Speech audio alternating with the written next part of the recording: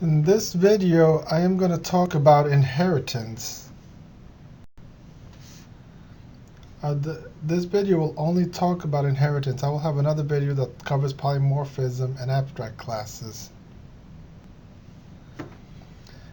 Inheritance, you can create a new class based on a class that already exists. The inherited class will be a specialized version of a class.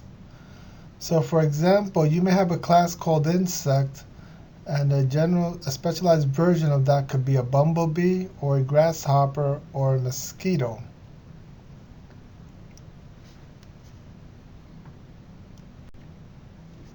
With inheritance, you form what is called an is-a relationship. So for example, a grasshopper is an insect, as well as a bumblebee is an insect.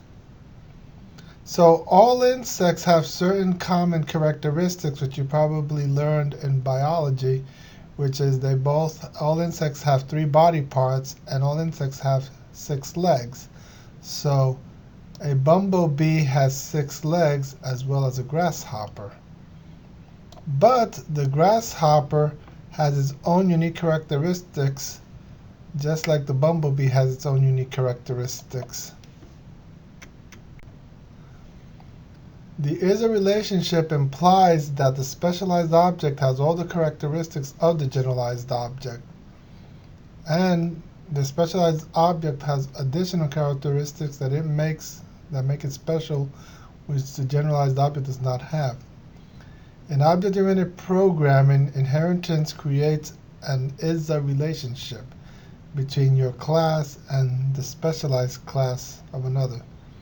So specialized is a generalized class. This allows you to extend the capabilities of a class by creating another class that's a special version of it.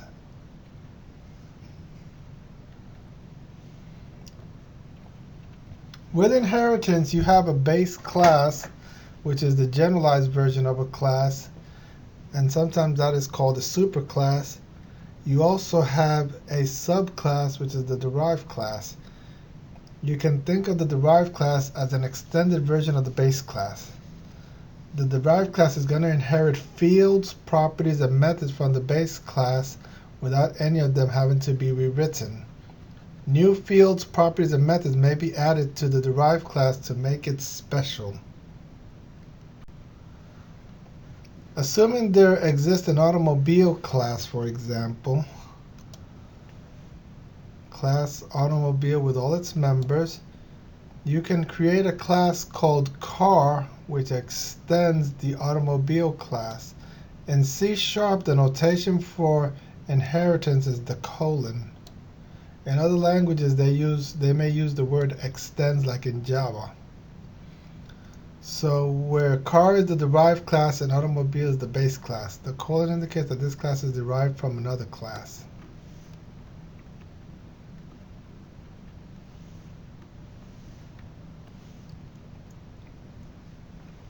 So let's look at an example. A dealership has 3 types of automobiles. It has cars, pickup trucks, and SUVs.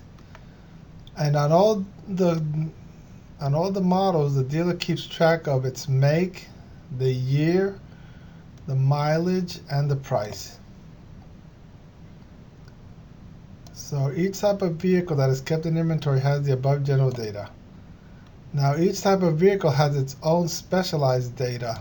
Cars has number of doors, pickups have drive type, and SUV has passenger capacity.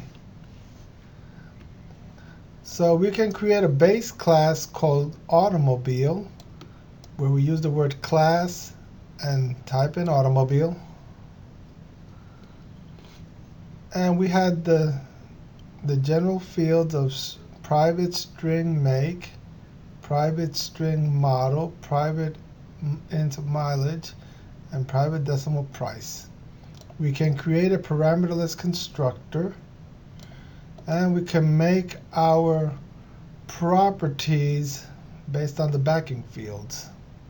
So we got the property of make, model, mileage, and decimal and price.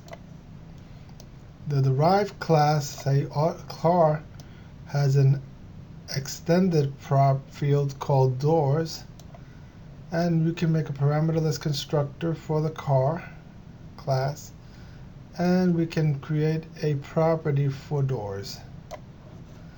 To create an instance of a car, we just say car, my car equals new car. And to assign values to our properties, we can say mycar.make is assigned Ford, mycar.model is assigned Echo, mycar.mileage is assigned 56,781, and mycar.price is assigned 7010M.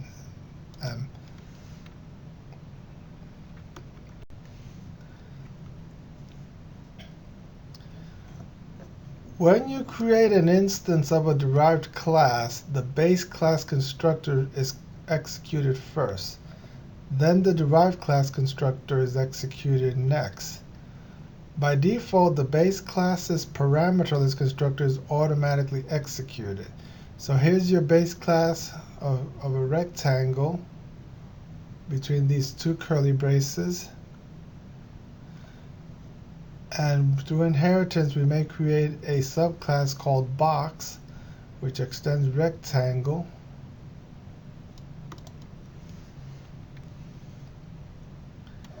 There are a couple of issues when dealing with constructor calls and inheritance.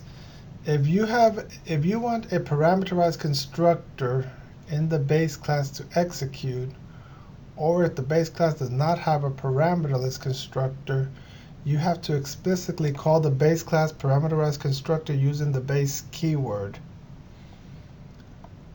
So right here, here's the constructor for box, and it has its parameters, but when in order to call the base constructor, it passes two values because the base constructor for this one is wanted.